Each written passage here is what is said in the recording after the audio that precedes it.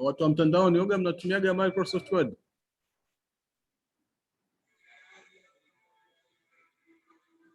Yes, tunatumia. Samson yoga unatumiaga kufanya nini? Kuchapa document mbalimbali ofisini. Alright, sawa. Kwa hiyo the picture ambayo nimeipata ni kwamba almost wengi tunaitumia na kwenye document na nini na vitu kama hivyo. So basically mimi nitaonyesha vitu vichache with Microsoft Word, na nyinyi pia mtaniongezea katika hivyo vitu ambavyo nitavionyesha, kwa maana ya kwamba I believe kama mmetumia kuna baadhi ya maeneo ambayo maybe ni challenge and something like that. Sawa. Kwa hiyo tutaenda kuiona, we are going to start with Microsoft Word. Tutafanya document formatting, the text of formatting na vitu kama hivyo.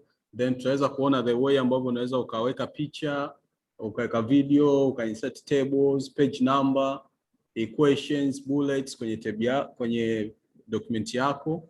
Then tutacheki issue page layouts, printing techniques and Google Docs. This will be the final component. And ile final component inaweza ikaja kwenye activity pia, kama tutaweza kuicover for today, but I shall show you the way that you can do it. Tuna Microsoft Word kwenye kompyuta zetu, tuanzie hapo kwanza. Zipo? Alright. Since training yetu it is much of a practical, kwa hiyo tutafanya practice ya hivi vitu, then nitawatumia manual ya Microsoft Word. Sawa, for much of theoretical part ya Microsoft Word. Kwa hiyo nitawatumia manual, lakini humu nitajaribu kupita na practicals tuone how we can do this. Sawa. So kama umeinstall Microsoft Word yako, umeinstall Microsoft Word kwenye device yako, and basically yoga ina vitu kama hivi. Ukifungua, ngoja niondoe hiki ili na data team muweze kuona vizuri. Ndani hapo tutaona vizuri. Basically screen layout ya Microsoft Word inakuwa kwa mtindo kama huu, ambayo huku juu inakuwa ina toolbar ziko za aina nyingi, utaziona kwenye practice, and I think I better show you the real documents tuweze kuiona how it is. I think I have ngoja ni share hii.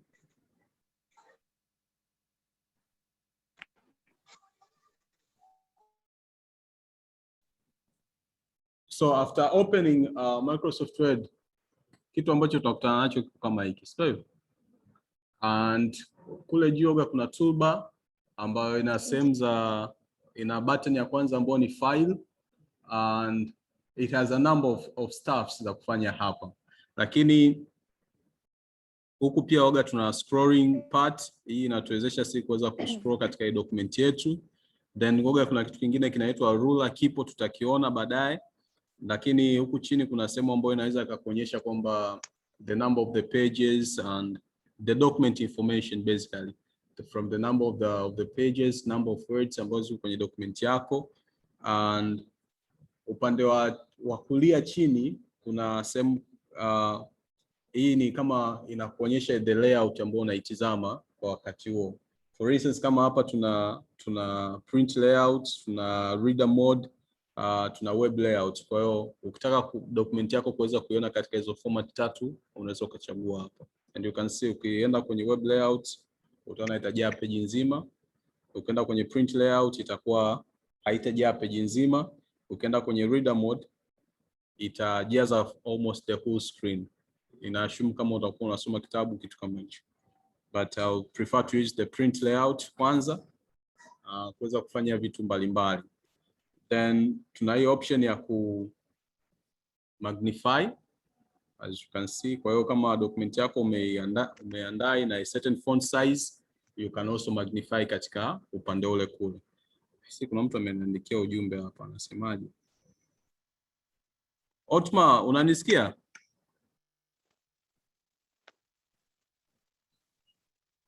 The online team tunasikizana vizuri?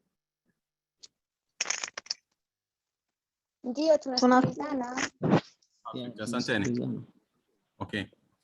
So in a bigger picture, this is how Microsoft Word is structured. Kwa hiyo tuna a number of tools and features ambazo kadri tutakapokuwa tunafanya practice tutaweza kuona kwamba ni kitu gani ambacho tunatakiwa tukitumie. Lakini upande huo kuna sehemu ya file ambayo most of the time naitumia ukitaka kusave. Ukitaka kusave document yako na kushare, kuexport na vitu kama hivyo.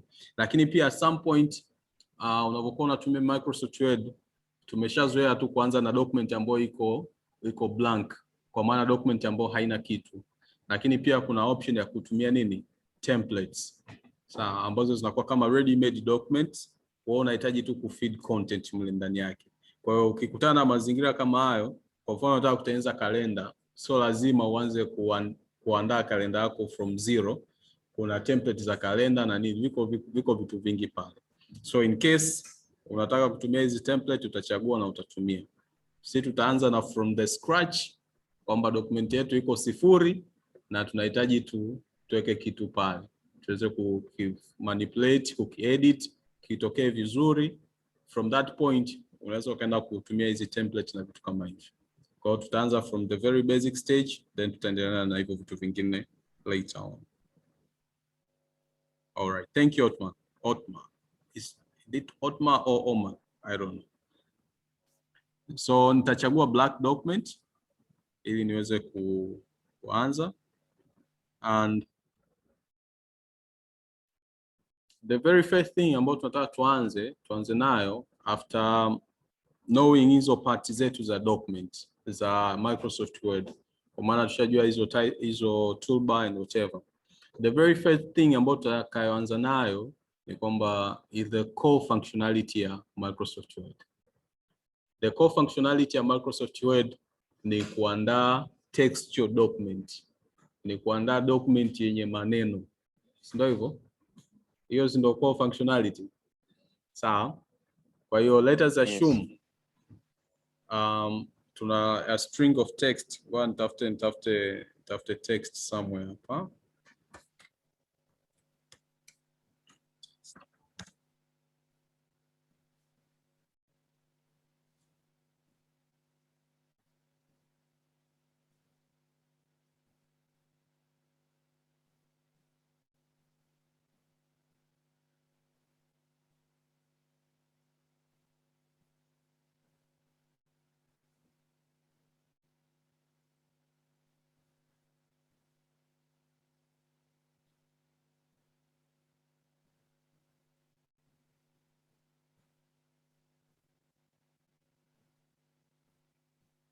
Alright, for instance, mimi na assume kwamba text yangu ambayo nimeandika ni hapa. It's just an assumption, kwamba na hiyo ndio text ambayo unaweza ukawa umeiandika on your side.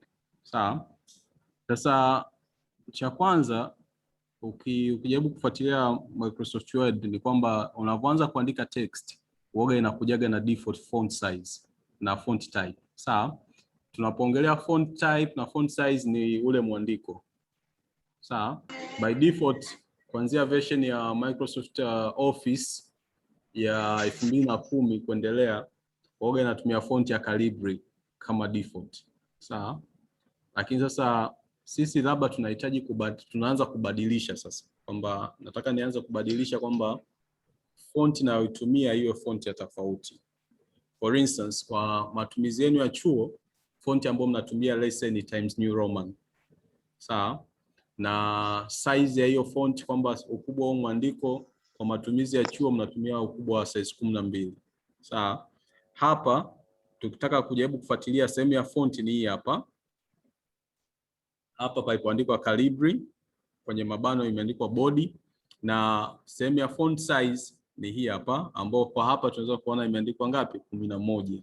Sawa? Hii ni this is the default font ya Microsoft Word. Sasa in case nahitaji kubadilisha hii font type yangu, kuna option mbili ambazo naweza nikazitumia. Sawa? The first option, let's say nataka nibadilishe hiki kipande cha hapa juu kiwe na hiyo Times New Roman.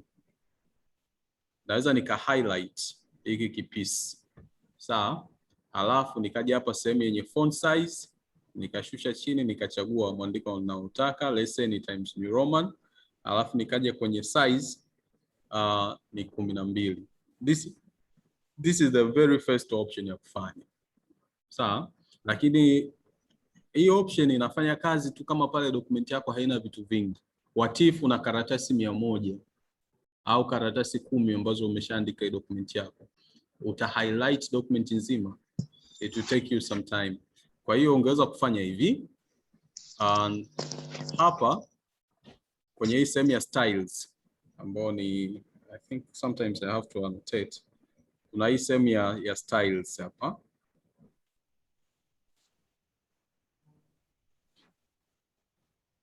Sawa, katika hii sehemu ya styles unaweza ukachagua ukaanza kuset document yako kuweka normal, kwamba mimi katika document yangu yote nataka nitumie font size, font type ya aina fulani na size ya aina fulani. Kwa hiyo unaweza ukadefine kabisa kwamba document yangu nataka iwe hivi.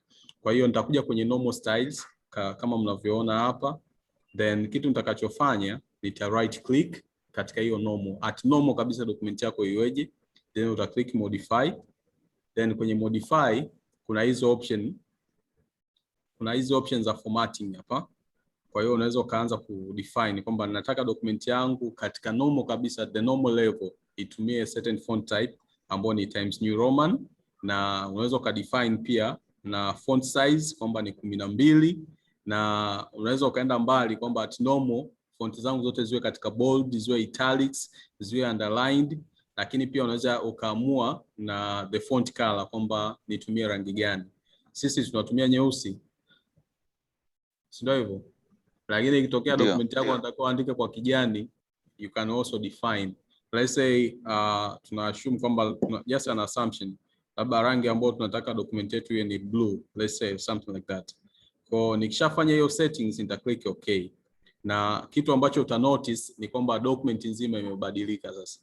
Kwa anything ambayo nitakitype kuanzia hapa ita adapt Times New Roman size 12, na kule nilisema color iwe rangi ya blue.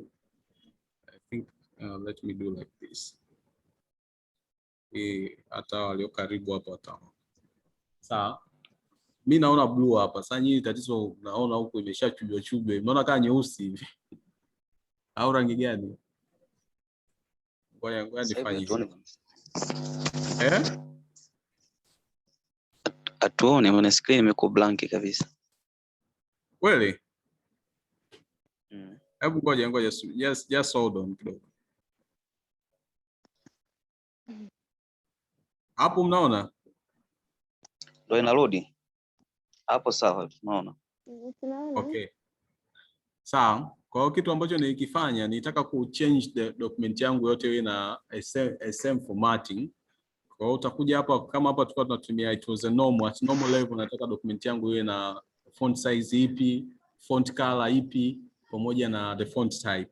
Kwa hiyo uta right click hapa sehemu ya normal, then utaenda kwenye modify, then hapa nitachagua the font type. Let's say ngoja nibadilishe sasa hivi. Let's say labda nataka nitumie Gill Sans, and the color labda ili tuweze kuona vizuri nitafute shouting color nyekundu labda. Sawa, then I'll click okay. Sawa, kwa umeona document yetu imebadilika. Kwa hiyo kitu ambacho kitakachotokea hapa ni kwamba everything ambacho nitakiandika kwenye document yangu kuanzia sasa hivi kita adapt zile settings ambazo nimezifanya pale. Sawa, kwa hiyo chochote kile nitakachokiandika kitatumia zile basic settings. Otherwise nikitaka labda niwe na peculiar kwamba kule nimetumia rangi nyeusi, labda hapa tunataka nitumie rangi nyingine, kule nimetumia rangi nyekundu, labda hii paragraph ya pili labda nataka iwe nyeusi, nita highlight hii second paragraph, alafu nitakuja hapa kuna hii sehemu ina herufi A, alafu chini ina rangi nyekundu ambayo ni font color, nita drop down hiyo, alafu nitachagua rangi nyingine ambayo ni nyeusi. Lakini pamoja na kubadilisha hivyo, anything kitakachoendelea kwenye document yangu kitakuwa in red color. Sawa, na kita adapt ile the font ambayo nimespecify kule. So that's how you can work around with a font. Sawa, but the other technique Kwa hapo tumeshaona namna mbili. Sometimes unaweza tu kama unahitaji let's say maneno ya huku juu maybe kwenye paragraph ya kwanza labda yawe na font size tofauti na hii ya pili. Kuna option ndio you can come hapa na ukabadilisha hizi size and whatever. You can change the size maybe 16 something like that. Lakini also hizi option hapa kuna hii A ambayo imepanda juu na kuna A ambayo imeshuka chini. Sawa? Ambayo imepanda juu automatically itaongeza ile font size. Sawa? Nikiklik hii A ambayo imeshuka chini yenyewe itapunguza the font size. Sawa? Lakini kuna situations zinatokea kwamba let's say kwamba haya maneno ya mwanzo labda mimi nataka yawe kwa herufi kubwa. Mtu anatupigia kelele. Make sure that umemute microphone yako.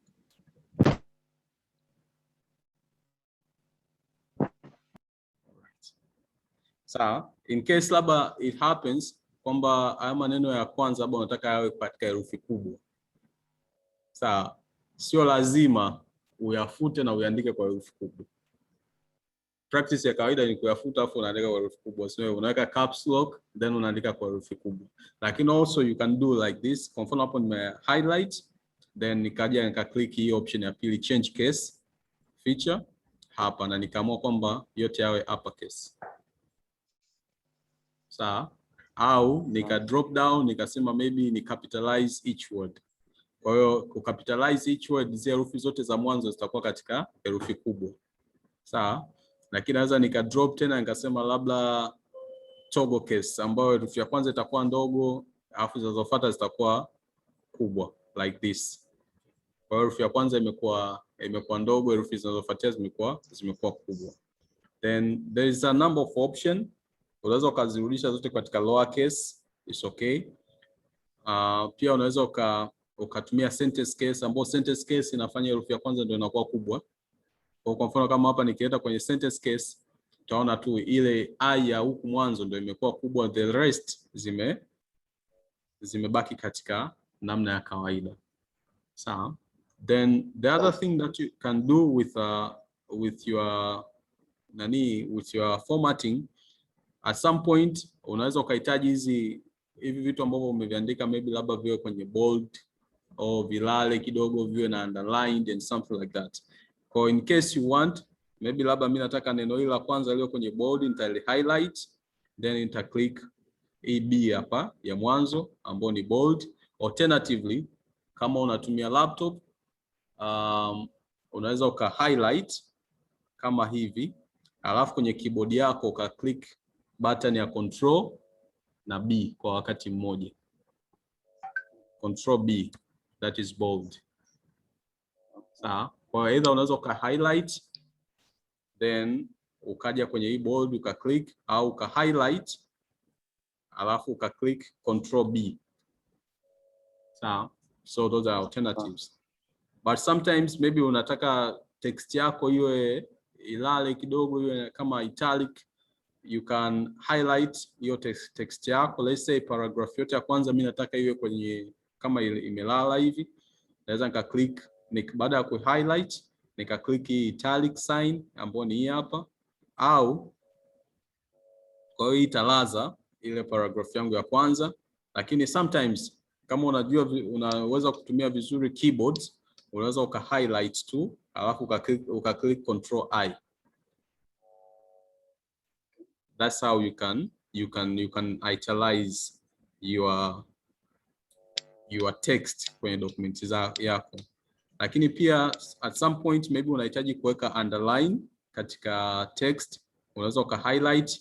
Let's say hayo maneno tu ambayo nime highlight nataka yawe na mstari chini, uta highlight then uta click hii option ya ku underline.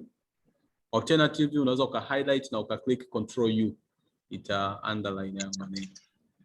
Sawa, na kwenye ku underline you can also select kwamba unataka underline huo mstari huo na uzito kiasi gani. Sawa, by default una uzito wake. Kwa mfano kama pale underline over the years utaona ni mstari fulani kembamba, lakini also unaweza ka define mstari huo mnene zaidi. For instance hapa naweza nika click hiki kinachoshuka, kwanza nika define mstari wangu huwa namna hii, thick underline, iwe ni either iwe ni double au hiyo dotted au hiyo underline ya namna hii. You can just select unataka kitu gani, unataka ionekane vipi. Lakini sometimes maybe on your document labda unataka umuonyeshe mtu kwamba kitu fulani kikiandikwa hivi si sahihi, kitu hiki kikiandikwa hivi ni sahihi. Sawa? Kwa hiyo unamuonyesha maneno yote mawili. Maybe tunaweza tukasema the correct way of writing a word father. Ile father ya baba is father and not, let's say something like that. Sawa? Kwa essence yangu ni hii, lakini nataka maneno yote lile baya na zuri lionekane. So ama it's right hili ambalo ni baya hapa, then nikali highlight, alafu kuna hii option hapa ya strike through ambao kama ita cross ile neno ambalo haliko sahihi. Kwa hiyo nikiklik hii utaona ile neno ambalo sio sahihi limewekewa kimstari. So all those are the options ambazo mnazo. Kuna watu wanafanya hesabu. Ndio. Document tunafanya hesabu nyingi. At some point oga mnatumia x squared, b squared, sio nini. All right. There is an option pia ya kuweza kufanya hicho kitu. Kuna kitu kinaitwa superscript and subscript, super ndio ile ambayo inaweka kwa mfano x kipeo cha 2, sinakuwa ni x alafu juu ka 2, sio hivyo? And sub ni ile x kipeo x sio hivyo. Kwa unaweza nikafanya hivi, naweza nikaandika maybe b, kwa nitoke kwenye hii option ya subscript ya strike through. For instance naweza nikasema b, then kile ambacho nataka kiwe kipeo nika click hii option hapa. Sawa, unakiona kama kuna ki option cha 2 x alafu kuna kipawa 2 pale. Nika click hicho, kwa hiyo itanipelekea ile kasa yangu juu, alafu then nikaandika hiyo 2 pale juu. Sawa? Kwa hiyo if it was x power 2 and whatever ingeonekana hivi. For instance if it was x, I could put this and then I could put power 3. This is x cubic, yeah? Watu hesabu wanajua ya mambo yao. Sawa? For instance labda nataka hiyo 3 itoke huko chini, itoke huko juu iende chini. I might write x, then nikaopt hii hapa, then nikaandika if. Sawa? That was superscript, this is subscript. Hizi ndo zile tunazitaga x1, x2, x3, something like that, yeah? Kuna x power 2 na x2. Yeah. So in case unahitaji kuandika in that way, those are the options. Shida tu ni moja, ukishamaliza kuandika kwa namna hii, any word ambayo utaandika hapo itaonekana iko chini. Sasa if you want to remove it, uta click tena hii option ili urudi katika the normal way. Okay. So that's how you can do. The other thing that you need to know at this point, sometimes maybe you need to emphasize something on your document, and maybe labda unataka kuki-highlight na kukiwekea rangi na kitu kama hicho. Unaweza uka-highlight maneno kama hayo ambayo nime-highlight, then uka-click the option text highlighting with color, ambao ukidrop hapo unaweza ukachagua rangi. Say ukaamua kuweka kwa rangi hiyo. So that's how you can highlight.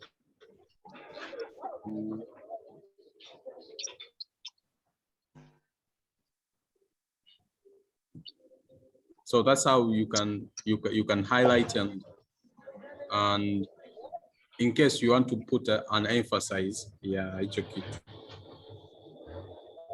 Okay. And the other thing is, at some point we need to justify au kuweka vizuri muonekano wa hiki ambacho tumekifanya. Kwa mfano kama sasa hivi tunaona kwamba kuna maneno labda yako is something like yako shabby na vitu kama hivyo. So in case you want to highlight, to align, in fact not to highlight, to align document yako iwe the way unavyoandika maneno yalalie kushoto, upande wa kulia au yalalie katikati, au yawe justified kwamba uzito wa kushoto na kulia uwe sawa. There is also an for doing that. There is somebody. Who is this somebody?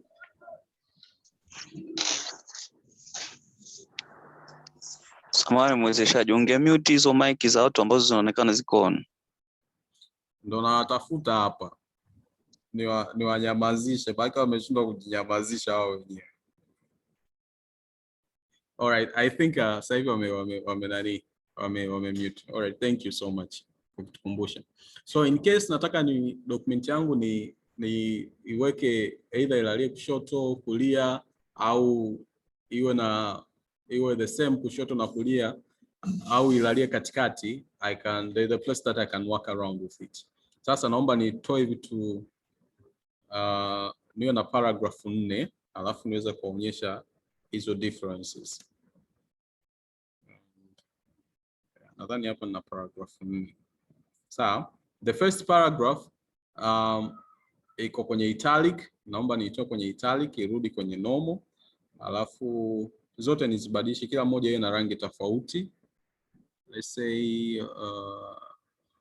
hii iwe na rangi hii ili tuweze kuziona, kusupport the differences. Then labda hii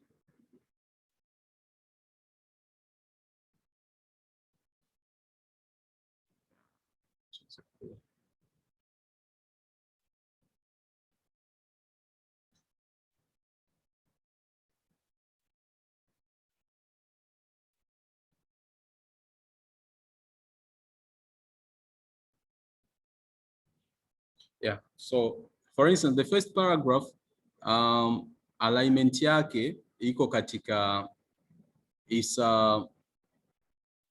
is right, is a left alignment ambao by default ndio oga inakujaga hiyo with Microsoft Office Word. Sawa, by default oga kwenye Word maneno yote ambayo yanaandikwa oga yako left aligned. Kwa mfano kama hii unavyoona, ukijaribu kuona anything ambacho utaandika kitarudi kushoto. Sawa, so hii ya kwanza tunaiacha. Sasa tunakuja ya pili ambayo na yenyewe iko left aligned, we can also twist it ikawa center aligned. Sawa, na mara nyingi hivi vya mwisho huko ndoga vinaonesha kwamba iko aligned vipi. Kwa hiyo for instance kama ya tatu tunaweza tukasema hii iwe right hand side aligned, kwa hiyo tuka click hivi. Kwa hiyo utaona imelalia upande wa kulia. Lakini hii ya 4 tukasema maybe hii tunahitaji iwe justified, kwa maana ya kwamba iwe na iko ujazo kwenye upande wa kulia pamoja na upande wa kushoto. So I can click this one as well. Kwa ukizitizama zote zina some different flavors. Ya kwanza iko left aligned, ya pili iko centered, ya tatu iko kwenye right alignment, ya 4 iko kwenye justified. Ambao mnaitumia sana hapa chuoni kwenye documents zenu, mtaona ni justified. Sawa, so it depends, kila taasisi na the way ya kuhandle mambo yake. Unaweza ukaenda kwenye taasisi zingine wakakwambia kwamba sisi tunatumia maybe left alignment or right alignment or centered or justified. Kwa hiyo pale utakapokuepo ndiko ambapo utaweza kutwist matumizi yako. Sawa, then the other thing that you can do with your text, text yangu mimi ni hapa. Maybe sometimes I need to twist it. Labda text yangu iende isogee kulia zaidi. What I can do, nita highlight hicho kipande cha text ambacho nataka labda kisogee kulia zaidi, and kuna hizi option hapa ambazo ni basically ni indentation, or I can click this to move this part. Sawa, then the rest of the part ikaonekana. Kwa hiyo kwa mfano hii naweza nikaamua Okay, ukileta kwenye left itakuwa tayari imeshatosha hapa. The only option you can do, unaweza ukaipeka kwenye right side au ukairudisha again kwenye left. Kwa hiyo you can also play with those kind of features. And kuna vitu vingi hapa. You can also shade your document.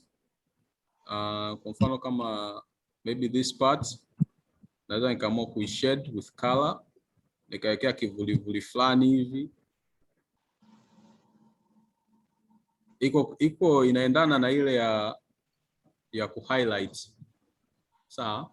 The difference ni kwamba hii ina rangi nyingi zaidi. Highlighting ina rangi chache, lakini shading huku ina rangi nyingi, so it is almost the same. And this is the critical part that I want to share kwenye text formatting. Sasa hebu niwasikilize na nyinyi. Kuna lipi ambalo tulifanya hapa? Okay. Mimi nilikuwa naomba kujua kwenye kumagnify, symbol ya kumagnify si unaingia wapi hapo kidogo?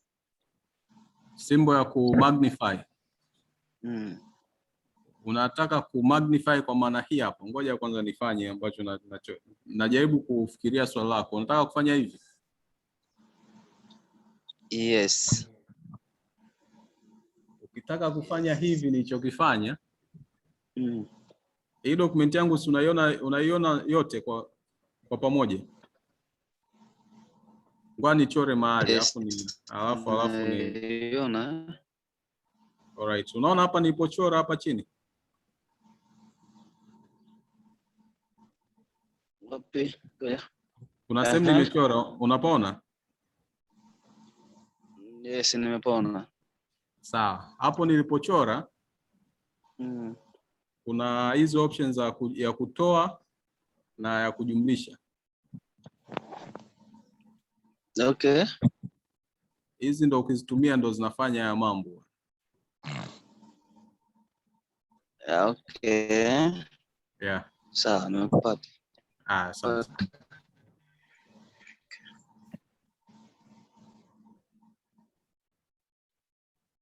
Mtu ananichatisha. Okay. This team hapa kuna anything before I move forward?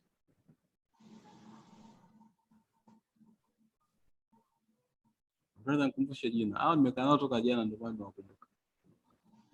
Amis, kuna issue.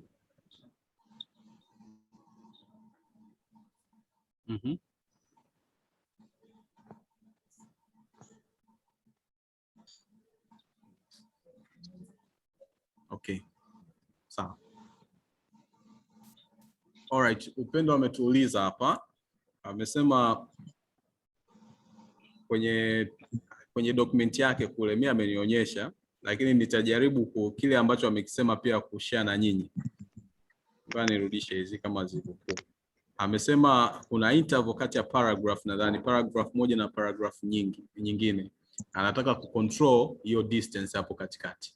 Sasa if you want to control hiyo distance hapo katikati, ambao ni distance hii hapa nadhani ambao unaiongelea. Sawa? So ukitaka control, unatakiwa kwanza ufanye kitu ambacho kama nimekifanya, kwamba una highlight ile text ya chini pamoja na ya juu. Sawa? Then unakuja kwenye hii tool hii hapa, line and paragraph spacing, ambayo ukija hapo utachagua. Okay. Sawa?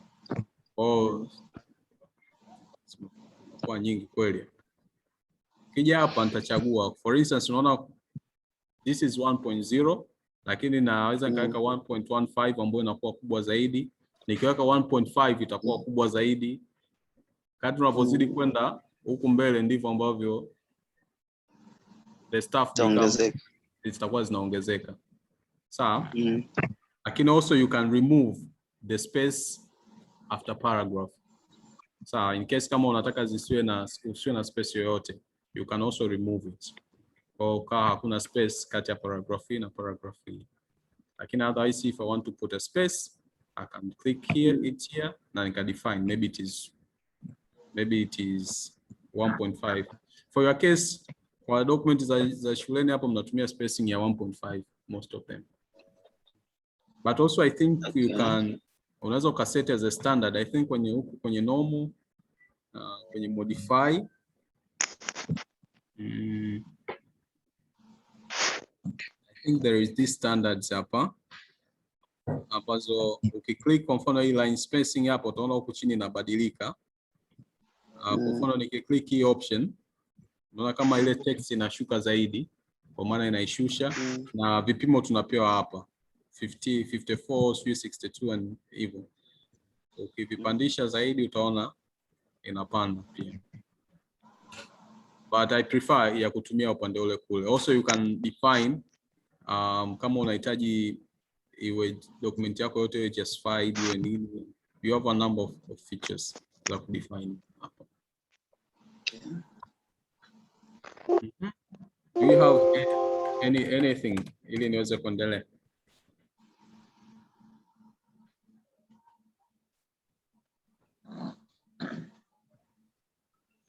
Basi mimi naomba niendelee kwa sababu naona kama hakuna kingine. So we had a document formatting, then saa 12 dakika 13. Perfect, bado muda tunao. Then I shall do the way that you can insert images. Kuna kitu sijaulizwa na mimi nitawauliza baadaye kama kama activity. Kuna kitu sijaulizwa but I will ask you, don't worry.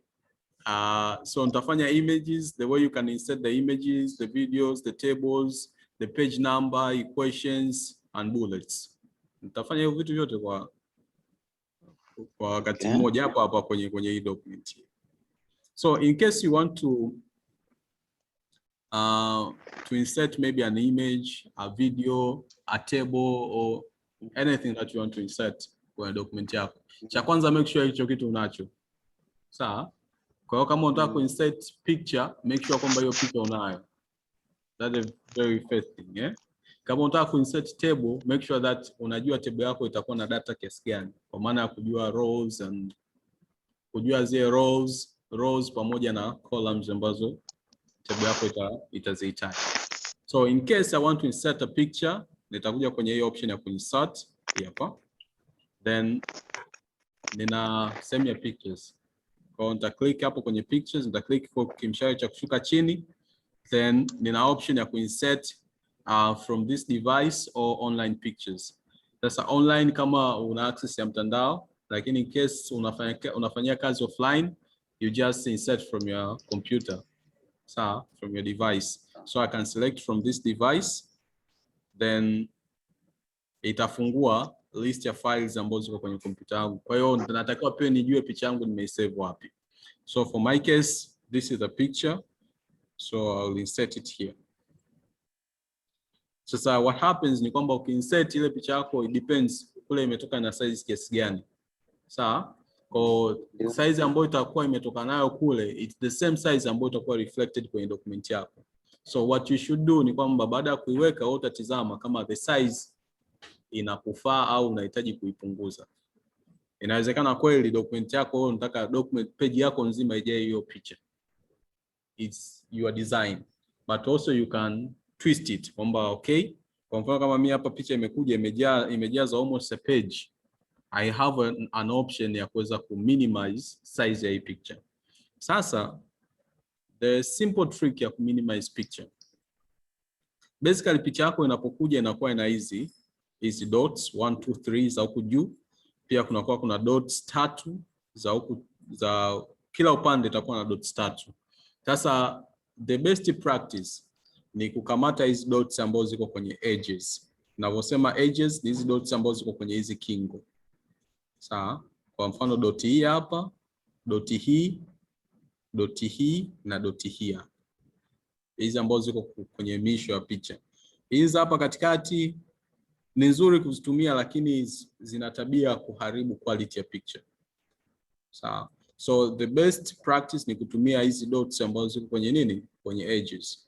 Kwa hiyo for instance for this case naweza nikaamua kuopt kwa edge hapa. alafu nikai minimize hii picha yangu. Kwa hiyo hata kama nitapunguza haitaharibu ile quality ya hii picha.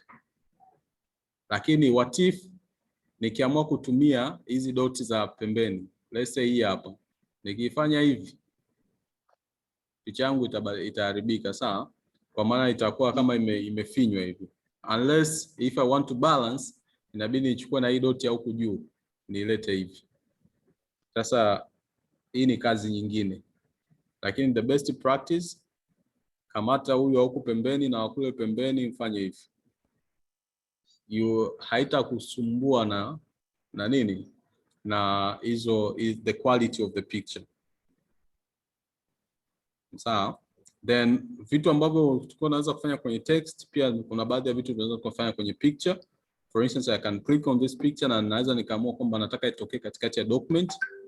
By default iko kwenye left alignment, naweza nikaamua ikae kwenye center. So I can push it to center. Kwa picha yangu ikaja kwenye center hapo. Then sometimes unaweza ukaamua kufanya other formatting za picture. Unachotakiwa kuifanya ni kuiclick hii picha yako, alafu hapa juu kuna option ya kuformat. Kwa unaweza ukaclick format, unaweza ukaiwekea hizi background picture styles. For instance, kama labda nahitaji picha yangu iwe na border, pembeni ya picha yangu labda kuwe na rangi kama hivi, naweza nikaamua kuiwekea border. Again, let me click on back to the format. Naweza kama nataka kuwekea effects mambwembwe, I can click on picture effects. Then nikachagua hivi, labda nataka picha yangu ionekane hivi, and hizi mtafanya wenyewe bwana. Hizi mbwembwe hizi.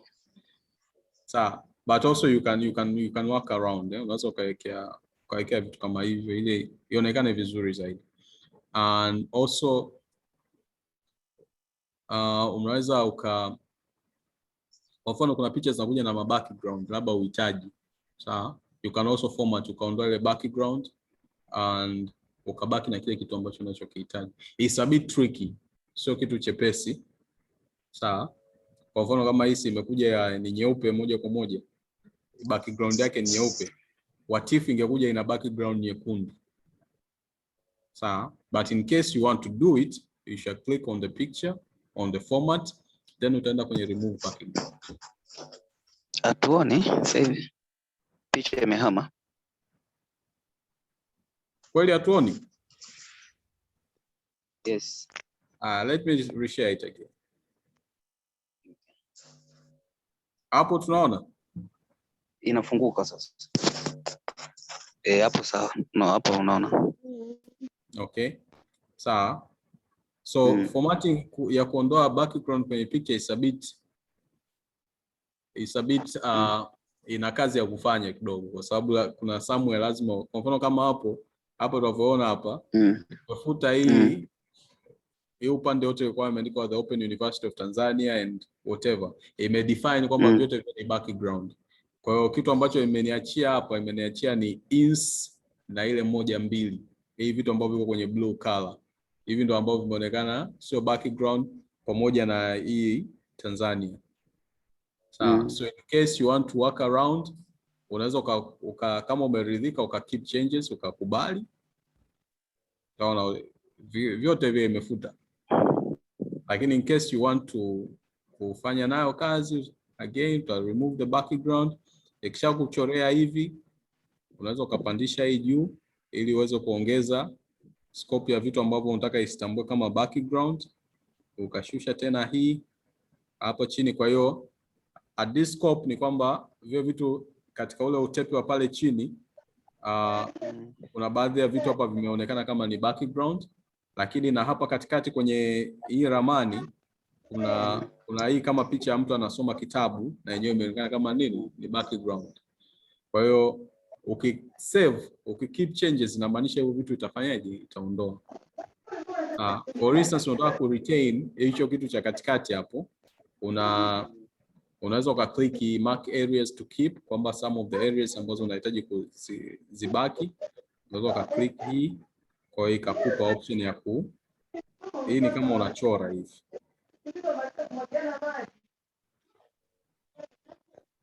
Sawa, kwa hiyo utachora tena utakuwa unachora hizi maeneo ambayo unataka yabaki. Kuna huku nitachora, una click kwenye hivyo vialama vya kujumlisha hapo. It's a bit tricky na inahitaji uwe na muda kidogo ili uweze kufanya. So the best option wakati mwingine kutafuta picha ambayo ina background nyeupe. So you can keep changes. Kwa ule utepe umepunguzwa. Sawa.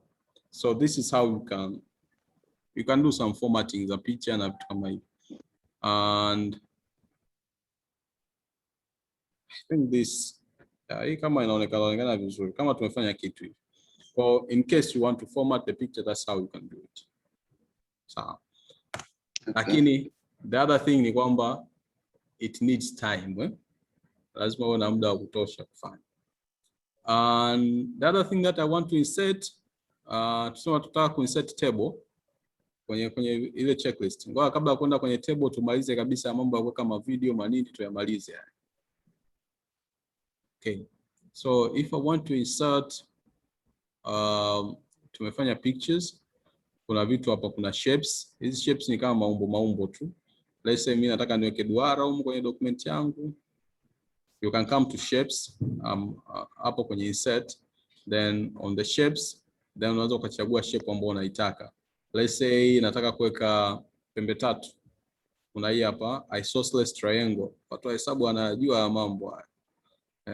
Isosceles triangle ina pande mbili ambazo ziko sawa afu moja iko mimi nakumbuka vya hesabu. So you can opt one of them. Maybe that one here ni isosceles. Inakuwa hivi nadhani isosceles, something like this. I'm not so sure. Ukitaka nyingine, you can also do some formatting za hizi shapes. Kwa mfano kama hapa imekuja ina rangi ya blue, unaweza kaamua iwe na rangi ambayo unaitaka. Maybe shape fill, unaweza ukaklik kwenye shape fill hapo ukabadilisha rangi. Let's say this one. And the outline, for instance kama kwenye hii triangle, ngoja niweke hapa ili tuweze kuona vizuri. Kwenye hii triangle hapa, if we are curious enough, huku pembeni yake huku tunaona kama kuna rangi ya blue. Kama tunaweza kuona. Ngoja nifanye. Sawa, if we are curious, huku pembeni kama kuna rangi ya blue hivi. Sawa? Hii rangi ya blue ni kitu kinaitwa shape outline. Sawa? So you can define kwamba hii outline yangu iwe na nini. Inaweza ikawa na rangi na inaweza sio na rangi vile vile. Kwa hiyo nitakuja hapa kwenye shape outline. I have this option. Naweza nikaamua hiyo na rangi. Kama hapa nimeamua hiyo nyeusi. Lakini otherwise I can drop, then nikasema isiwe na outline. Ambao isipokuwa na outline, I think it looks more smarter. Tofauti na ikiwa na outline on my side. So, but uliza. Ulipoitoa kwenye outline, uliselect kwenye nini hapo? Niliselect shape yangu, nikaja kwenye outline, then mara kwanza ilikuwa na rangi. Sawa, like this. Lakini nilipotaka isiwe na rangi, nikaja kwenye outline, then nika click no outline. Okay. Yeah, ambao on my side I find without outline inakuwa more, inaonekana vizuri zaidi. Sawa. Lakini katikati you have a room to write something. Sawa. Maybe unaweza kaandika, maybe this is a triangle by the way.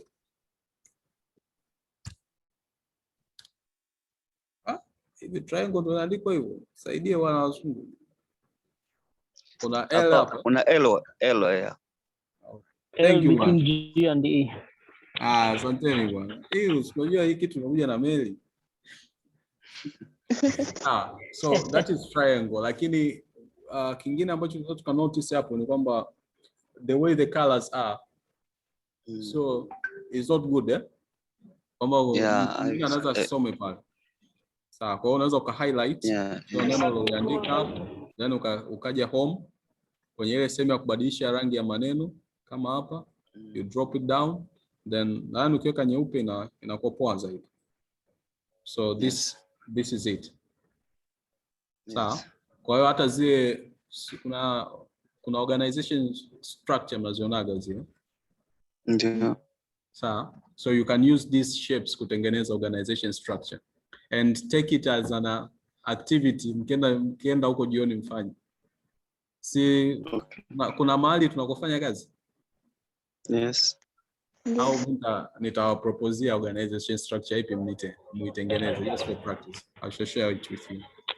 Lakini it is one of the activity ambayo tunatakiwa tukenayo with Microsoft Word tuweze kutengeneza something like an organization structure. It is just a chart.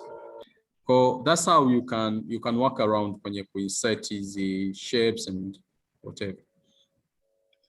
Then the other thing that we need to insert, session. Also you can put a chart. Kuna vitu vingi. Kuna smart art. There's a lot. Ambazo hizi zinakupa kabisa hizo kama ni organization structure na vitu kama hivyo. For instance, this one you can just click okay. Ikakutengenezea kabisa chart ya namna hii. Sawa, wewe ukabaki na kazi ya kujaza maneno tu ndani. Sawa, this is it's a smart art. Or in case unahitaji kuitumia, you can just unaenda kwenye insert na utachagua.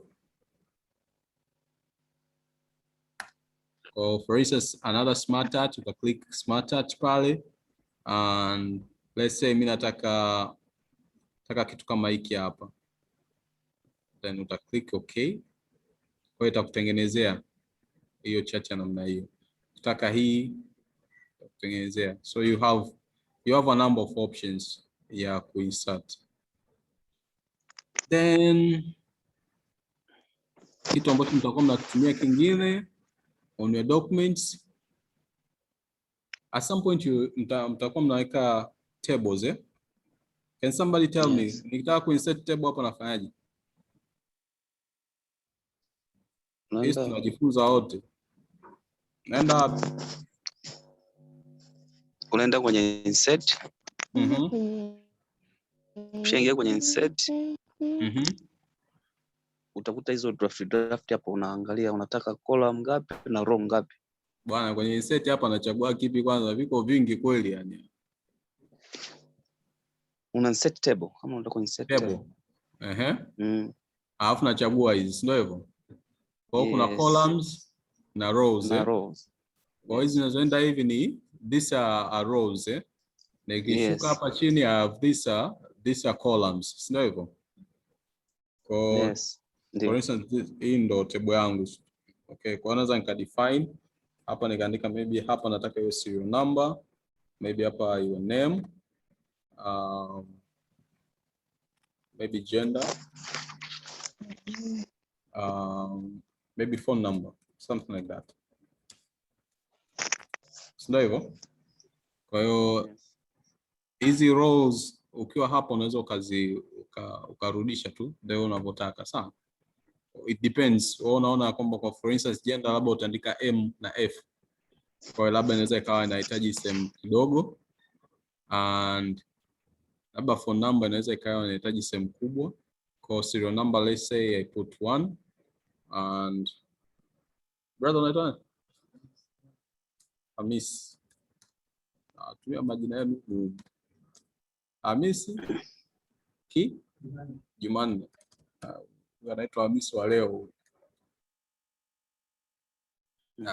Let's say Hamisi ni male, gender yake. Hizi namba na forge tu, so namba zenyewe hizi. Nataka mtafute Hamisi, mtafuta mwenyewe. Then go and tazame online kwa kutumia jina lake.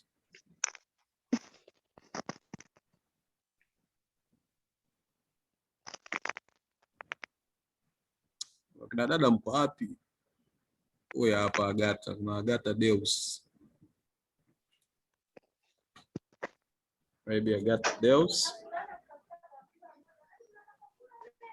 And we have Riziki Rajab.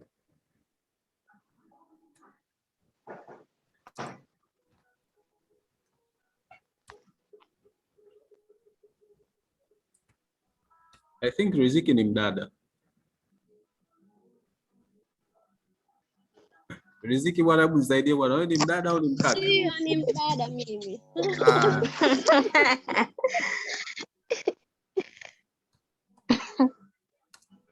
Bwana, nilikuwa naogopa.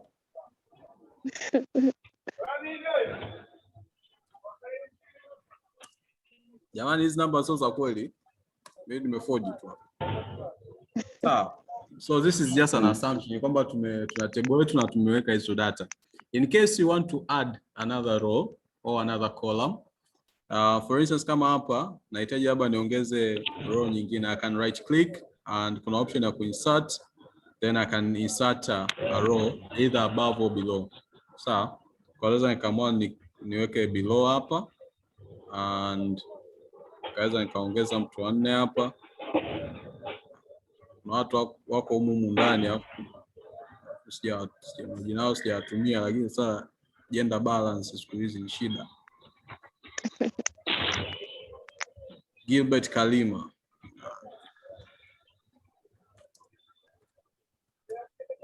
All right, for instance, Gilbert is a male.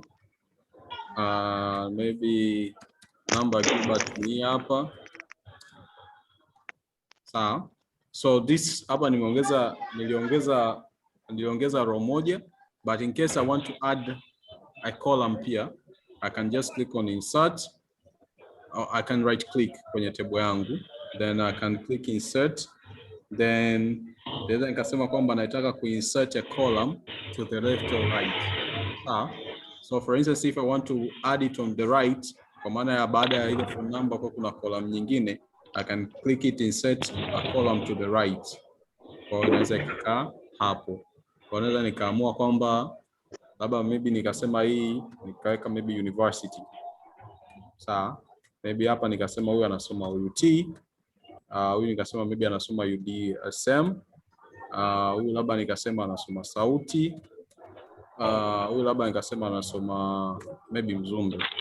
Jamani, sio vyo vya hapa chuo cha, don't worry, it's just an assumption bwana, sijahamisha vyuo. So maybe something like this, and naweza nikasema nataka niongeze row nyingine hapa juu, nika click hapa insert a row above moja, alafu hii row yangu moja hapa nataka yenyewe hiyo ina field niandike kitu kimoja tu. Sawa, isiwe na vitu vingi. So I might right click and then I can click merge cell. Alafu nikasema maybe student details. Sawa. Alafu nika highlight student details, nika click home, nikaipeleka katikati. Just a second.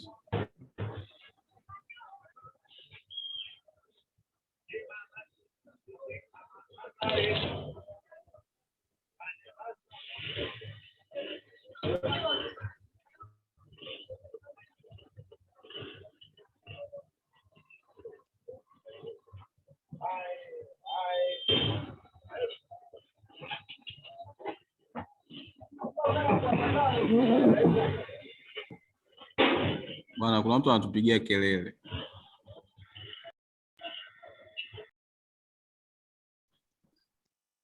All right, so for instance, this is what ambao tumekitengeneza.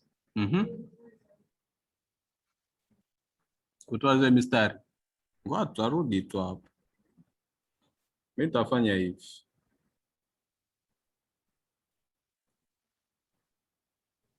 Hizi mistari nita highlight. Sawa, sehemu ambazo nataka nitoe mistari. Let's say ni hapa. Ngoja ni highlight vizuri ili nifanye kazi yangu iishi. Sawa, let's say ni hapa ambapo nataka nitoe mistari. Baada ya ku highlight nita right click. Sawa, then kwenye ku right click kuna hii option ya ku merge cells. Sawa, kwa hiyo nita merge. Kwa hiyo nikimerge ile mistari yote itafutika pale.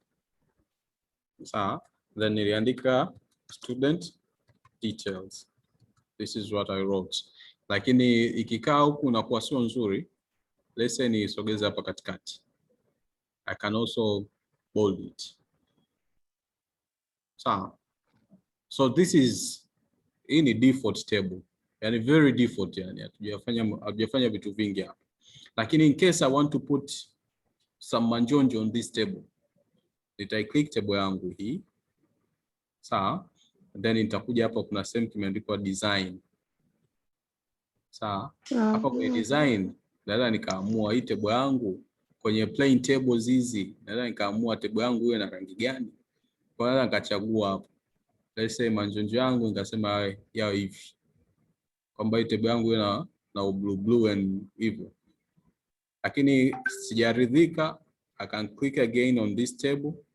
Then kwenye design hapa nikaja nikachagua, let's say mimi nataka table yangu labda ionekane hivi.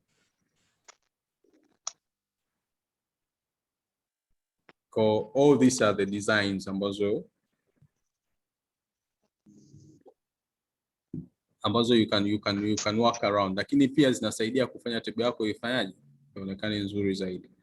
And for instance kama hapa unaweza kaamua ufanye kitu kingine.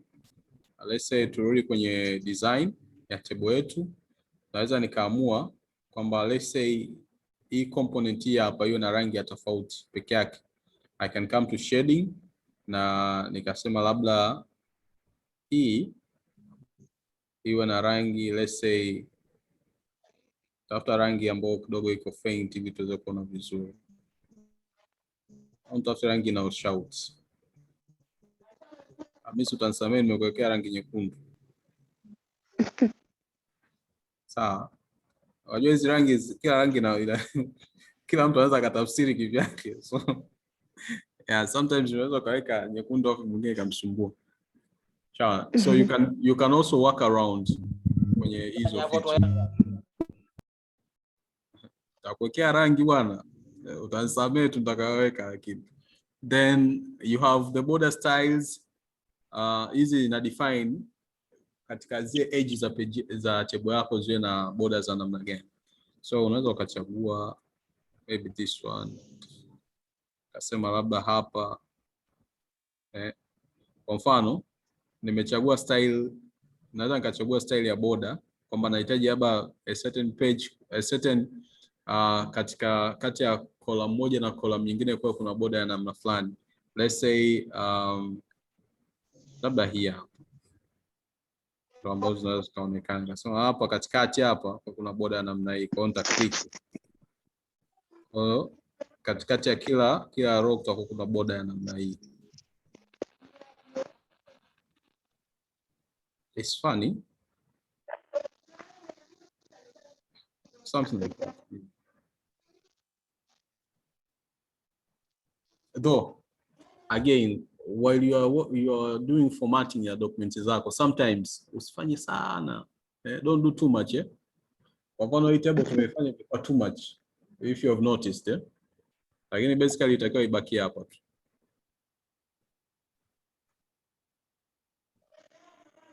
Ingebaki hapa inge make sense. Unless kama huyu jamaa tunamhitaji hii rangi ya nayo.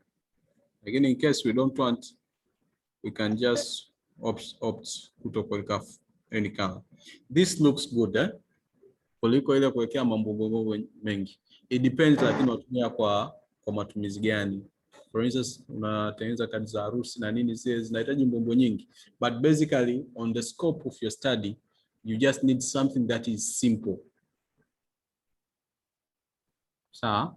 And do it as simple as you can, but convey ile message ambayo ilikuwa inatakiwa. So this is how you can insert the tables. Kingine nilichokuwa nacho kwenye insertion pale, I remember it was page numbers. Can somebody tell me, nikitaka kuinsert page numbers nafanyaje?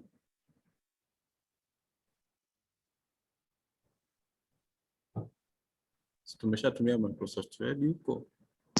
Unaingia kwenye insert. Itakuja page number. Okay, endelea. Kuna mtu alikuwa ananipa maelekezo. Insert. Insert. Then page number. Ukiclick hapa. kuna sehemu ya page number, uta click.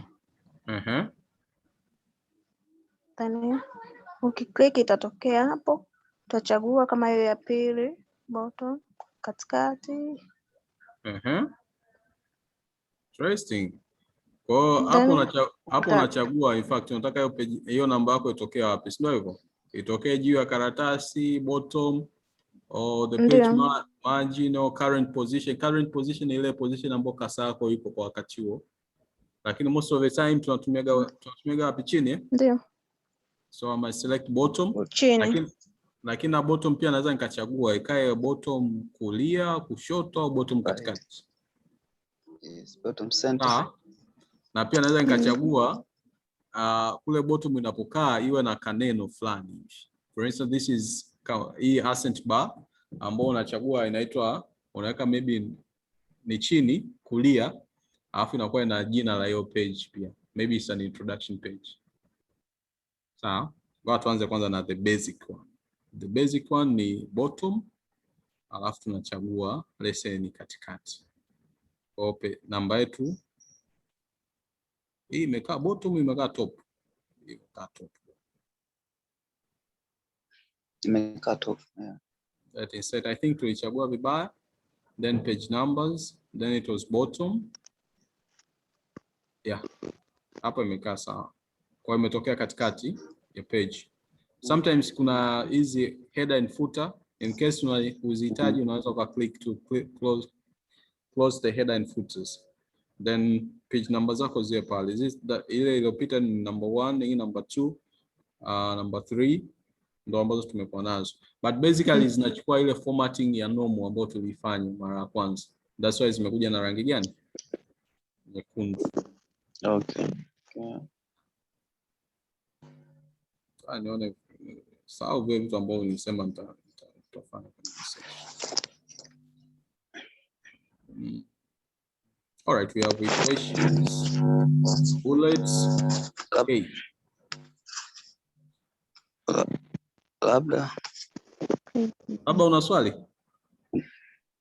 Mimi nataka niulize, unaweza ukazika customize, yani ukaandika badala ya kuselect pale ukaandika mwenyewe page 1, 2 badala ya kuselect ile ambayo tayari kama 1, 2, 3? Yes, unaweza ukaandika, lakini sasa imagine unaandika document ambayo ina karatasi 100 na ngapi, it will be a bit tiresome kuziandika. Alafu na kitu kingine ambacho utakuja kusumbua ukiziandika manually ni kwamba some point utahitaji kutengeneza table of content ya document yako. Kwa hiyo kama utaandika manually itabidi na hiyo table of content na yenyewe uiandike manually. Okay. Yeah, it will be a bit tough. Yani you can do it, lakini sasa utatumia energy kubwa katika kuifanya hiyo kitu. Sawa. Yeah. As long as kuna capacity ya Microsoft Word kukufanyia hicho kitu automatically, I prefer it is better kutumia kuliko kutumia the manual way. It will cost you a lot. Okay. Yeah. Then kuna bullets in case unaandika vitu ambavyo vinahitaji kuwa in a certain format as the list format, kwamba 1, 2, 3 and 4, vitu kama hivyo. And kuna kitu kinaitwa bullet, sawa? Yes. Ambacho unaweza ukakitumia. Na it is very simple. Kinatumika kuandaa just a list ya vitu. So I might say maybe I want maybe a list of yani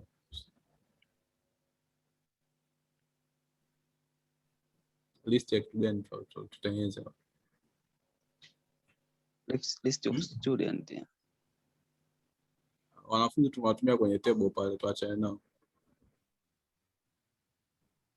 Okay.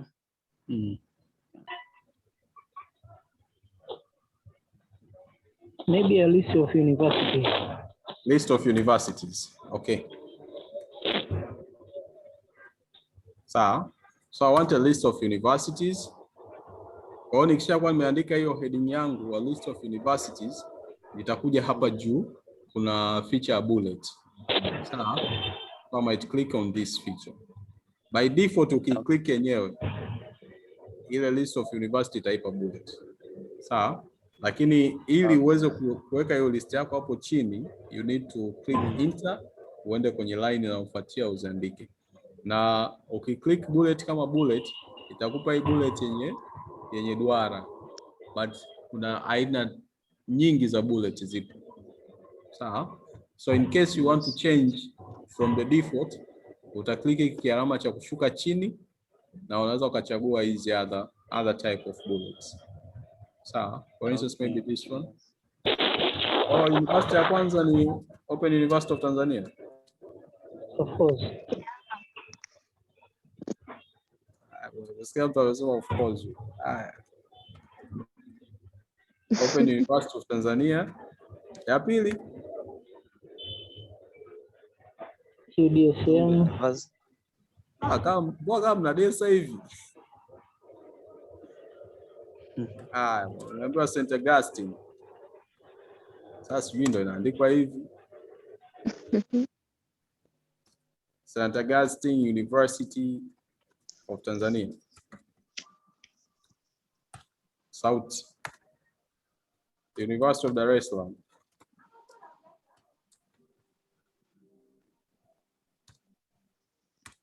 Something like that.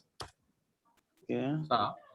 But also you can, unaweza ukaona kama hii format ya bullet na kukera, unaweza highlight, ukaja hapo ukachagua hii, ukaja tena hapo ukachagua maybe ikae kama pembe 4, something like that. It's just depend na unataka kitu gani kitokee. Lakini pia kuna busy. Mute your microphone.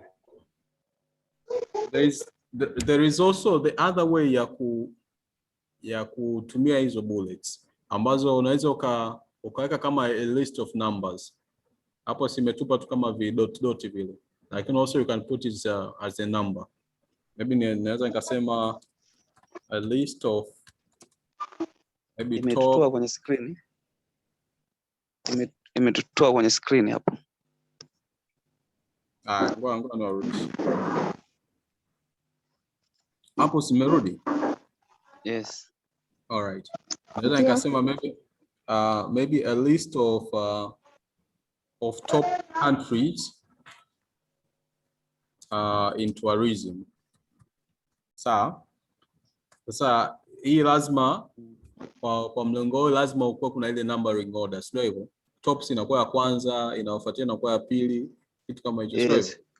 So if I want to put it in that way, baada ya kutumia bullet, kwa sababu pia ni list, nitachagua hii option ya pili, sawa, ambayo ni numbering. Kwa I can scroll down na nikachagua numbering format. Kuna hii kama imeandikwa 1, 2, 3 with a nukta. Kuna hii 1, 2, 3 in brackets. Naweza nikachagua hizi za Kirumi, nikachagua ABC za herufi kubwa, nikachagua ABC za herufi ndogo ambazo zina pia ka bracket. So for instance, maybe nimeenda na option ya kwanza, nikasema maybe a list of top countries in Tanzania in tourism. I think Tanzania is one of them. Okay. Hata kama sio mimi ndo nishaandika. I think Tanzania is one of them. Maybe let's say ya pili. Yes. Switzerland. Wapi? Switzerland. Swiss. Swiss. Yes. Bwana ni hivi. Switzerland. Basi ngoja toke kwa bwana, si ni Swiss kwa kifupi chake. Yes. Yeah, just leave it as that. Ya tatu. Norway. Okay. Is natosha. Yeah. So also that is another way of putting a list. So in case una list ambazo unatakiwa udefine kabisa by numbers, you can put it in that way. Na kama una list ambazo unatakiwa udefine by bullets, that's other way that you can work around nazo. Sasa nimebakiza dakika 8. and hizi dakika 8 nizitumie hivi.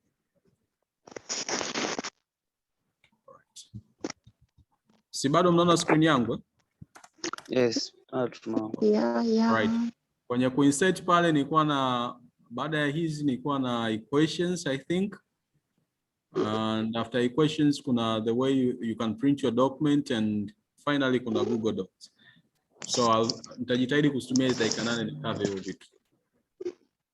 So I shall click on insert, especially kwa wale ambao wanafanya mahesabu. Hiyo inawahusu sana. Wao wana equation yao manini yale. So you can click on insert, then kuna hii option ya equation. Alafu utachagua hapo. Maguru wa hesabu hapo, nichukue hivi sasa. Area of a cycle pi r square. Ila nadhani ni nyepesi. Yale mengine yale binomial theorem mnajua wenyewe. But there is a number of equations, Kwa hiyo kuna, for instance, sio lazima uandike area of a cycle pi r square au binomial theorem uanze kukuruka kuandika haya mavitu yote. You can just click on it kama hivi, kama imekaa hapo. Alafu ukawa unafanya kazi yako tu hapa. Let's say en labda kwako ni b. Ukabaki tu na kazi ya customize. Huko labda wewe ni something like that. Sehemu za n zote ukabadilisha ukaput b, and those people of mathematics, they know much about this. Kwa tusije tukakwama huko, kama kuna mambo za hesabu tunatakiwa tuziandike humu. This is how we can do it. Na kuna formula nyingi pale zipo. Ukienda kwenye insert, we have equations. Hapa equation unachagua huko, na ukikosa you can also link, ukaklik hapo more equations from office.com. Kuna hizi hapa accelerated motions, au watu wa physics wanafanya mambo. Hii ni, I think it is interest na compound interest, mambo ya mikopo.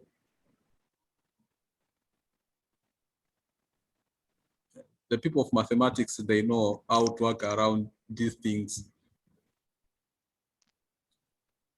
Sawa, lakini hii option ya more from office.com and ni kwamba lazima uwe connected with an internet, Sawa, okay. Ndio ina load for them. Siku nyingi ya mambo. Watu wa hesabu wanajua mavitu yao. The people of mathematics, please proceed with your mavitu yenu, mtajua wenyewe the way mtakavyoyafanya. That's how you can insert equations. Lakini pia at the other part kuna symbols, kuna unique symbols labda unazihitaji kuziinsert kwenye document yako, ambazo for instance ni hapa. You can click on the symbols, insert, then you go to the symbols. Maybe unataka kutumia hii inaitwaje, symbol gani?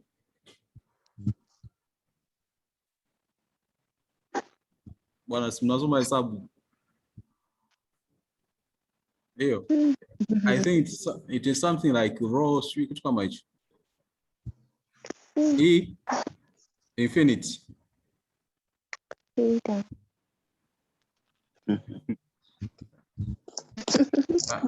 Na hii nadhani tutaijua hii. Hii ni sum, Yes, this. Yeah, ni sum, sigma notation. So that's how you can work around. So in case you want to insert the symbols and whatever, that's how we do it. And the other component it is, ukimaliza kufanya hii kazi yako kama hivi, you need to save it, or you shall click on file, then you have an option to save. So you shall click save. Wewe utachagua unataka kusave wapi. Mimi nafunguka hivi kwa sababu kuna document nishazifanya save. Lakini basically kama unataka kuchagua sehemu ya kusave, uta click on browse, alafu itakufungulia folders zilizopo kwenye kompyuta yako. By default huwa ina save kwenye documents, but also you can define kwamba mimi nataka ni save maybe kwenye desktop, and maybe nikasema this is a day one session, something like that, then I save. So next time I can retrieve what I've done today. Lakini also hapa kwenye file kuna option pia ku print. In case you want to print your document, make sure that you are connected na printer. So you can click print, and kuna hizo option hapa. So basically hapa ndakayo kuonyesha printer ambayo iko connected online. Okay. Kwa mfano kama iko connected with an online printer, sawa. Lakini kama utakuwa umeconnect hapa with your wired printer yako physically, utakuwa umeiona hapa. Lakini pia una define the number of copies ambazo unataka ku print. For instance, kama hapa imewekwa copy moja, but also you can print like 2 copies or whatever. Then kuna settings hapa ambazo unaweza ka define or print all pages or the whole thing kama ilivyo, au unaweza ukachagua hapa kama ni print the only current page, ni ile page ambayo unaiona tu. Sawa? Or custom print and whatever. For instance, print the current page. Kwa ni hii page ambayo itanipa page ambayo katika list ya pages ambazo nazo nitachagua ipi ambayo mimi nataka kuprint. Sawa? For instance, I can just print the current page only. Sawa? Also kuna hizo options zingine hapa. Maybe custom print ambao unaweza kuchagua maybe page ya kwanza, ya pili and the like. Then kuna hii print one sided. Kuna ile tuna print kwenye karatasi tokea huku na huku. Ile ni double sided, Sawa? Lakini it depends with the printer pia. Kuna printer ambazo zina support hiyo kugeuza na kufanyaje. But most of the printer guys zina print ile page moja tu. Then kuna mambo ya portrait orientation and landscape ambao okay, I think I have to show you this, the portrait and the landscape orientation. Naonyesha sasa. But that's how you can, okay, maliza hizo settings, you can just click on the print, and then kama printer yako ipo hizo documents stand up top. One thing that I want to share also, kiache kwa leo. For instance, the way tunavyoona hii document yetu sasa hivi, the way ilivyo, layout yake is a portrait layout. Kwa maana ni kwamba ni layout ambayo imesimama, sio layout ambayo imelala. Sawa? Landscape tunataka tukabadilisha hapa. I'll show you the difference between the two.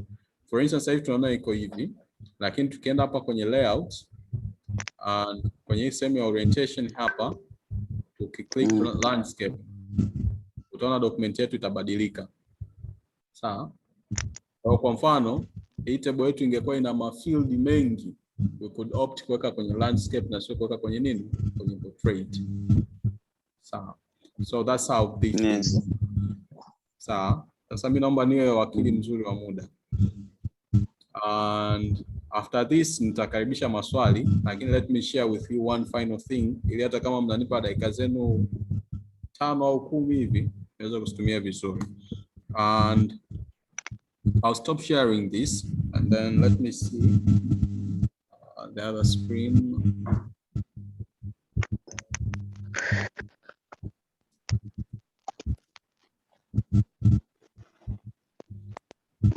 One thing to ask, na email address? Yes. Ndio. Yes. Perfect. Sasa kama mna email address, it depends with mnatumia wapi, lakini pia there is one of the online tool ambayo inafanya kazi almost the same with Microsoft Word. So sometimes kuna watu wana changamoto, labda ameinstall Microsoft Word kwenye kompyuta yake ikashindwa and whatever. You have a free online tool ambayo unaweza kutumia. It function almost the same like what Microsoft Word does. So the difference tu ni kwamba yenyewe iko dependent na internet. Kwa ukitumia yenyewe utatumia na internet sana.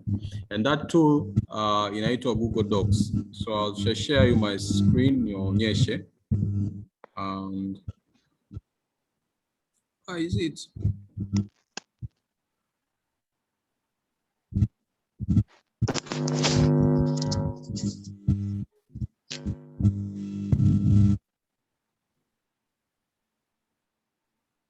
online, mnaona screen yangu eh? So Yes. we have this tool inaitwa Google Docs, na basically ambao unaweza kuitumia to the maximum ni wale ambao wana email address za Gmail. So in case una email address ya Gmail, ukisign in kwenye email address yako, Yes. oga kunawaka ka feature hapa, maybe inaweza ikawa ni picha yako whatever. Ukikaka kajamaa hapa katakupa open ya applications ambazo unaweza kuzitumia. So you can scroll down. I think also we have Docs ambao ni hapa. So you can click on this one.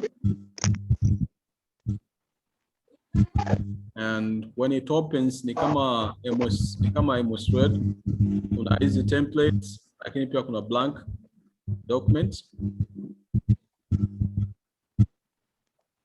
ambao unaweza ukaclick your blank document, na then unaweza ukafanya vitu ambavyo tulikuwa tunavifanya kwenye Microsoft Word.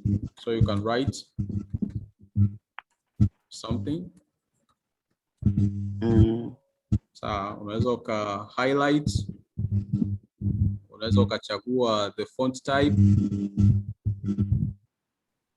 and you can put bold, you can put italic. It works almost the same with Microsoft Word. The good thing about it ni kwamba tunaweza tukawa na document moja lakini tukaifanyia kazi hata watu watatu au wangapi. Ina allow the collaboration part. Kwa tunaweza tukawa naandika document moja watu wawili au wanne au 10, lakini wote tukawa nyumbani lakini tunaandika document moja, so lazima tukutane. So in case I want to do that, kuna hii option ya share hapa. I can click on this and itaniambia nipe title ya document yangu, maybe ndio hiyo title, maybe I can write it's a proposal, and I can save. Then hapa nitaandika email address za wale watu ambao nataka to collaborate kwenye hiyo document. So for instance this one Emmanuel, then nitampa feature huku awe editor, commenter or viewer. Since I want wote tu tunaandika kwenye document, nitampa feature editor, then nitamtumia hiyo notification. Akifungua kwenye email address yake, naweza wote tukawa tunaandika hapa na wote tukawa tunaona. So this is one of the useful tool ambao mnaweza kutumia in the process. Mimi nimemaliza kwa leo. Sasa hiyo Google Docs ukisave utaenda kuipata kwenye documents, my document, sio ni kuipata kwenye email. So ni kuachia assignment hiyo. All right, naomba nikuachie assignment. Basically inapoenda kusave, watu wote ambao wana emails za Google Gmail, kwa maana hiyo kuna a cloud storage ambao wanapewa na Google. Sawa? Kwa hiyo unakuwa una kama flash yako ambayo iko mtandaoni ambao hizo document zote zinakuwa saved. Sawa? I think let me show you here. For instance kwenye screen yangu hapa, pembeni ya hii icon yangu ya Google account, nikiklik hapa kuna kitu kameandikwa drive. Nikifungua humu kwenye drive, ndio ambapo na expect hiyo document yangu itakuwa iko saved. Sawa? Okay. For instance sasa mimi tatizo kwangu imejaa kweli yani. For instance hii ndio document ambayo ndio tulikuwa naifanyia kazi sasa hivi, ambayo ni tulipa jina la proposal. Yes.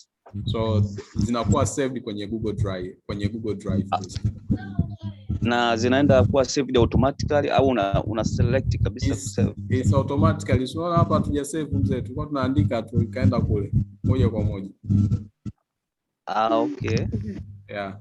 Hii haina mambo ya control save na nini, just automatically as long as utakapoandika hapo tunakuwa save moja kwa moja. Disadvantage na advantage za kutumia hii kitu. Disadvantage yake moja ni kwamba utahitaji mtandao muda wote utakaokuwa unaitumia. Okay. Yeah, without internet you cannot use it. Okay. Sawa. Sawa. Na as I said kwamba ina almost features zote kama za Microsoft Word. Inamaanisha kwamba kuna baadhi ya feature ambazo ziko kwenye Microsoft Word huku hazipo. Okay. Yeah, kwa hiyo ina limited feature pia. So kama yani it function almost the same like Microsoft Word but sio kwa features zote. Sawa. Okay. Lakini the basic features za kuandaa document yako unazipata. Lakini pia ukimaliza you can also download this document, kisha una click kwenye file then una hizo options za download ambao utakutana na file ambayo iko compatible with Word docs. Kwa unaweza ka download baada ya kuwa umeandika mtandaoni uka download ukaona kwenye kompyuta yako for offline access pia. Na utaweza kuiedit kama kawaida. Yes. Nafikiri kitu kingine labda ni ile online collaboration ndio one of the key. Kama ukitaka kama mko watu 4 5 mnafanya kazi kwenye document moja, then mnaweza mkafanya mkiwa kila mtu kwenye nafasi yake. Kwa hiyo uka add some information. Mfano kuna zile group work ambazo mnapeana. Fulani fanyia kazi hiki, fanyia hiki, then hii ni nzuri kwa hiyo online collaborations pia. Yeah. Okay. Kwa hiyo mnaweza mkajoin hizo paragraph zenu mnazofanyia kazi. Mfano labda document fulani kama hizi proposal, kuna mwingine labda ana work kwenye methodology mfano. Mwingine anaambia bana work kwenye budget. Kwa hiyo kwenye hapo mkiingia sema nafikiri hapa sina nini, ningeweza kuingia pia hapa muone. Lakini mashallah amenimbali hapa. Unaweza ukaingia kila mmoja akafanya kazi kwa kipengele chake. Kama ilivyokuwa amefanya mashala pale, kuna level pia za kualau nani afanye nini. Okay. Kuna wengine kazi yao ni kucomment tu, aandike chochote. Okay. Kama hapo mimi nafikiri nimeingia, naweza nikaedit nafikiri mashala sio? Yeah, just write something. Okay.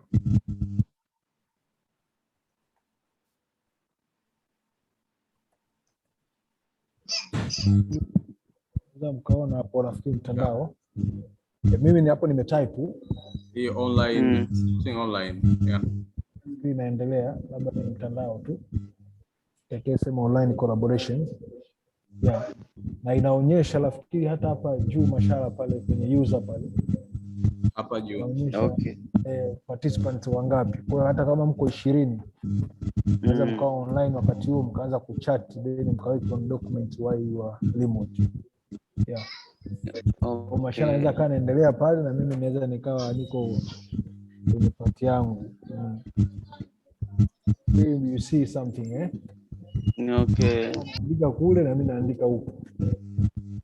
Lakini naweza pia ikaonyesha zile trends kwamba nani aliadi kitu gani. Kwa ni nzuri sana kwa hata hii kama wanafunzi students. Naweza mkawa mna kazi ya group ile. You can practice, you can make use of Google Doc. Okay. Na ni ukaandika kwenye Word yake afu ukaanza kuandika kucompile, unajua? Unaweza mkafungua hii mkawa na online collaborations ya pamoja. Yeah. Awesome. Thank you Emma for the insightful stuff. Sikiliza, sisi tumemaliza kwa leo. Tumeweka nukta yetu hapo. Mwalimu. Kuna mtu anataka kutoa. Yes, Epaphrodites. Nashukuru kwanza, kipindi kilikuwa kizuri, nimeelewa. Umesema kuhusu alignment ambayo inapendwa sana na Open University of Tanzania. Vipi kuhusu ile body type, labda ni ipi mnaipenda, labda Cabral ama Times New Roman, ni ipi ambayo inapendelewa? Font type, Font type ni Times New Roman. Times New Roman, Yeah. Haya, asante sana. Inategemeana na mwalimu pia. Unajua kuna course na course mtu anaweza kana preference zake. Lakini kuna zile standard za uandishi labda kwa mfano zile research huwa ziko defined. hata mambo ya margin yale na nini.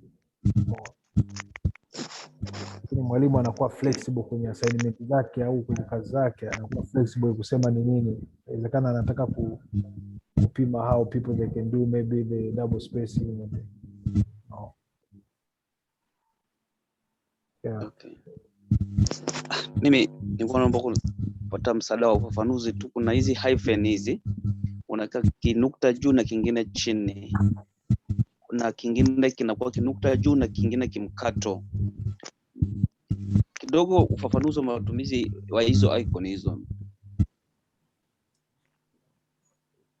Kitu gani hicho? Zile wanazita hyphen, si zile mark ambazo unaziweka mwishoni mwa sentence, maybe unataka kulist kitu. Mfano pale uliandika list of universities. Sawa. Pale kabla kushuka chini unaweza kuweka zile lists, unaweza kuweka labda nukta dash afu nukta, alafu au unaweza kuweka nukta mbili, then ndio unaanza kulist hizo. So ni wakati gani unatakiwa utumie nukta na mkato kwa pamoja, ni wakati gani unatakiwa utumie nukta mbili? Sio kama mmenipata kitu kama hicho. Sasa bwana, hilo ili nadhani lihifadhi, kuna mtu anakuja kutrain hivyo vitu, anaitwa Richard Leiser. Okay. Yeye ndo anakuja kutrain hizo standards za uandishi. Naomba ule reserve. Angekuepo hapa tungemuuliza moja kwa moja. Nafikiri hata ndani ya sentence huwa naona pia kuna wakati mwingine kuna mkato pia, alafu kuna ile semicolon. Yaani ukiwa na mention vitu, kuna academic writing ambazo rafiki zinamaanisha kuna vitu vina maana yake. Yes, ndo Kwa mfano unaweza ukavilist vitu ukatumia koma. Commonly watu wanatumia koma. Lakini academic wapo ambao wanakuambia unaweza kutumia ile semicolon. Yaani commission labda ni block of sentence ambazo ni nyingi zinazojitegemea. Nafikiri nani vizuri Raiza. Okay. Naomba ulihifadhi hilo swali, yani unaweza uliandike. Angalie vizuri sasa. Yeah. Sawa.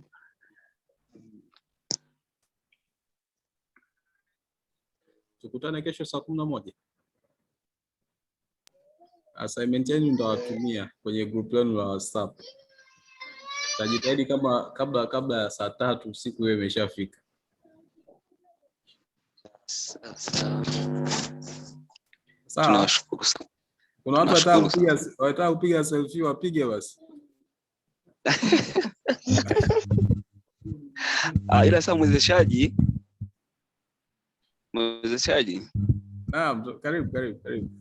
Yes, ni maoni tu sasa hii, yani kwamba ule muda wa saa 11 tulikuwa tunaomba at least basi uzingatiwe, kwa sababu watu wanajiandaa mapema. Saa 11 kasoro dakika 10 watu tayari walikuwa wako online. Okay. Yani ipofika saa 11 afu hamna kitu mpaka tena dakika 10 20 watu wameganda tu, hakuna wanachokifanya, wanasubiri kwa muda mrefu. Sawa, Samson. Tunashukuru kwa observation. Tuta improve. Okay. Asante sana. Okay. Bye. Mshana you can turn on your videos. Ndo attendance yangu. Thank you very much. Mshana Let me just end the session. Yeah, no, not to turn on. Yeah, it's good to turn on basi tuone vizuri. Hata wa darasani hapa nao sometimes kwanza kwa na join kwa Zoom. Alafu nao wana darasani hawataki mambo mengi ya. Okay. Mwana Lazaro. Afu nimeona Hitra yupo.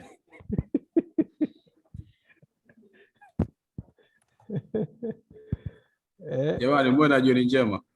Thank you. Pia.